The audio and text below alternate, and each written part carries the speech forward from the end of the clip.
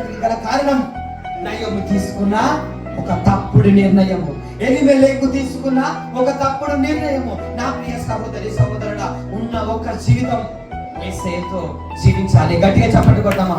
ఈ రోజు యేసయ్యని నమ్ముకున్న కదా, కష్టాలు బాధలు ఇప్పుడు ఇబ్బందులు ఉన్నాయని చెప్పి యేసయ్యని విడిచిపెట్టి లోకం తను తిరుగుతున్నావేమో. ఈ రోజు నువ్వు సంతోషాన్ని అనుభవించవచ్చు, ఈ రోజు నువ్వు ఆనందాన్ని అనుభవించవచ్చు, ఇంకేమైనా చేయొచ్చు. కానీ కొన్ని దినములు గడిచిన తర్వాత దేవుడు కనికరిస్తే నువ్వు జీవింపబడతావు. తిరిగి తన తట్టు తిరిగి తన జీవితంలో ఒక గొప్ప అద్భుతాన్ని నువ్వు చూస్తావు. నయము సమస్తాన్ని కోల్పోయింది, మోయాబులో అన్ని కోల్పోయింది. ఈ రోజు నువ్వు దేవుడు కాదని లోకం తట్టు తిరిగి అన్ని కోల్పోయాడు. అనేకులు ఉన్నారు ఇక్కడ.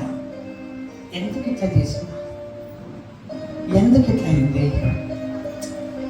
అది చేయకుండా అయిపోతుండే కదా. అవునా? ఎంతమందికి వచ్చింది ఆలోచన? చేతులు పైకి. అలా చేయకుండా అయిపోతుండే, ఇది నా జీవితంలో చదవకుండా అయిపోతుంది. నువ్వు తీసుకున్న ఒక తప్పుడు నిర్ణయం వల్ల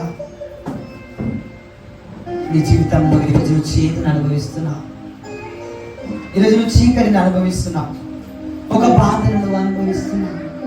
నయోమి బాధపడుతుంది, అయ్యో బెత్లెహేములో ఉన్నప్పుడు నా భర్త ఉండే, 2 కొడుకులు ఉండే, ఎప్పుడైతే మోయాబుకు వచ్చిందో అన్ని పోయినాయి, 3 మిగిలిపోయినాయి.